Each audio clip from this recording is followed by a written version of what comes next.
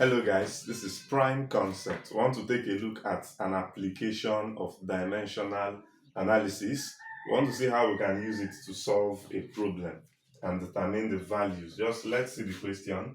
It says a sphere of radius r, telling you this is radius, moving with a velocity v is velocity, through a fluid, experiences a retarding force F given by this. So this is just telling you that F in this equation is force, R is radius, V is velocity, then this is viscosity as mentioned.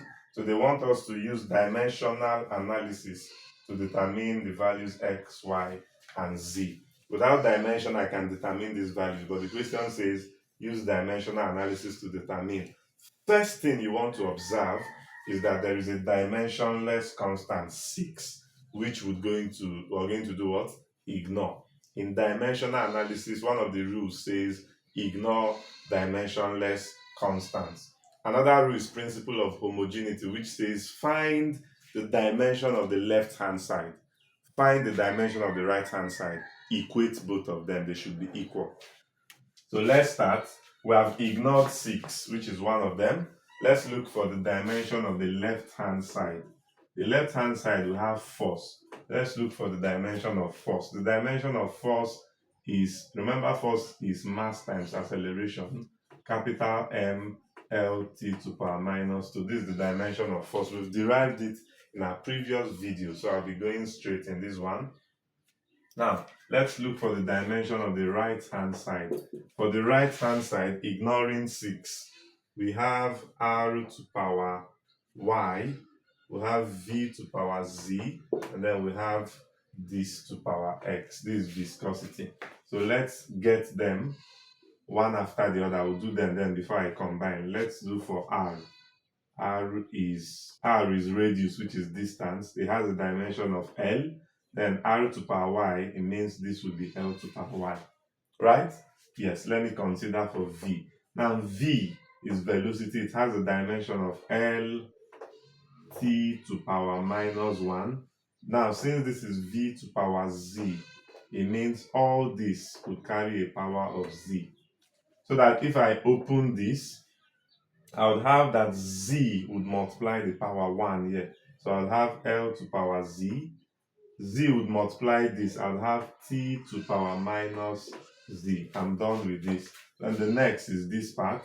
Viscosity is actually M L to power minus 1, T to power minus 1. This is derived, or this was derived in our previous video. Check it, the introduction to dimensional analysis. You will see how I derived this.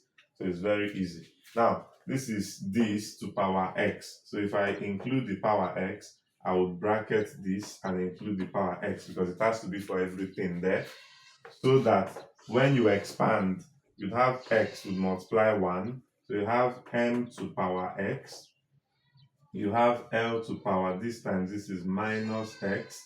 Then you have T to power minus X also when X multiplies this. So this is what you have.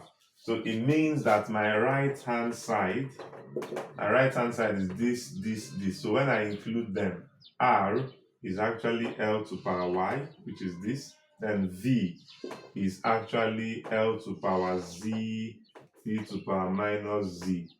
Then this part, which is this, is M to power X, L to power minus X, T to power minus X. So this is what I have. So that when I combine them, let's start with M.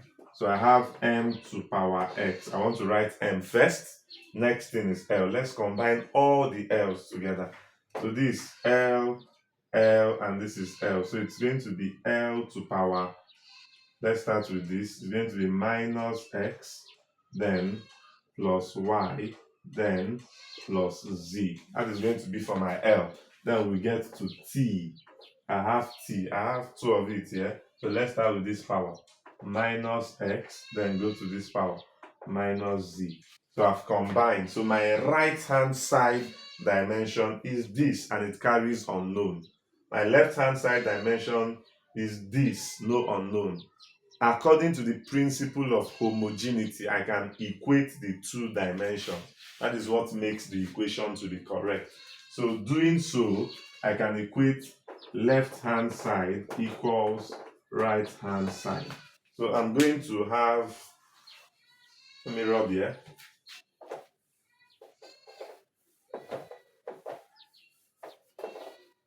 So I'm going to have, if I equate the left hand side and the right hand side, my left hand side is mlt to power minus 2. My right hand side I got as m to power x, l to power minus x plus y plus z, and then t to power what? Minus x minus z. So equating this, I can now compare. Now, what is the power of m here? It is 1, is invisible. Power of l here is 1, is invisible, right? Invisible 1. So by comparison, right, I would see that the power of m, which is x, should be equal to the power of m, which is 1. So therefore, I can say that x here is equal to what? 1. I found x. Very simple. Next thing I want to quickly do, let me start with this because this has fewer unknown. So the power of t is minus x minus z, and it is equal to, what is the power of t here? Is equal to minus 2. Recall that x is 1, so if I replace it, I will have minus 1 minus z equals minus 2, right? So if I make this the subject, I'll take minus z to this side. So I have minus 1.